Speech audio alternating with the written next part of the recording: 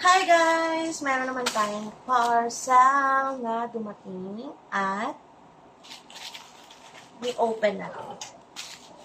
Oo. Pasensya na, meron tayong makulit na baby puppy. Yan siya, ang ingay niya. Ano yan?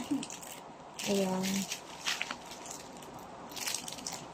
Ilalagay ko lang dyan yung price. Mura lang to guys. Less than 200. Less than 100 pesos ang isa. Ayan.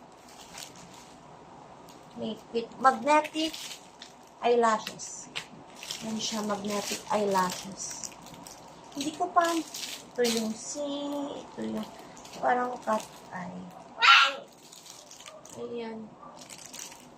Hindi ko pa ito na-try guys. May extra siya na binigay. Wait lang, ang ingay niya. Ayan, we're back na guys. Kasi medyo hindi na siya maingay yung aking puppy. Ay, ito yung aking na-order. Pero may freebie siya na isang magnetic. Ayan. May freebie na isa. Ito lang, akala ko isa ito. Open natin. Number C. Kalimutan ko na yung na-order ko guys. Kung ano yun. Parang normal. Ayan naman. Ang ingay, di ba? Si Putlong yan. Wait lang. Ayan, we're back guys. Ito, siguro yung basta ang yung kinuha ko is isang bestseller. Tapos yung isa, parang ng normal lang na eyelash. Ayan. Okay naman yung eyelash ko, di ba? Meron naman, di ba? Hindi ko pa ito na-try at hindi ko pa alam kung paano siya gagawin at meron siyang magnetic. Ayan. Ito try natin yan. Ayan. Ito yung kanyang magnetic. Ayan. Dito mo siya ilalagay. Hindi ko pa alam kung saan dyan at mag-watch pa ako.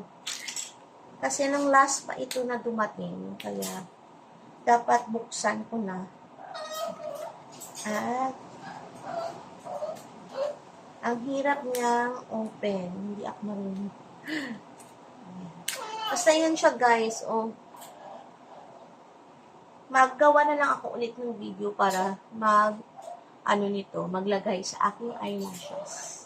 Yan, ito try lang natin. Ang mura lang naman, below 100 pesos yung isa. Yung dalawa is mga 146 yung dalawa na nito. At tapos may isa na extra na binigay.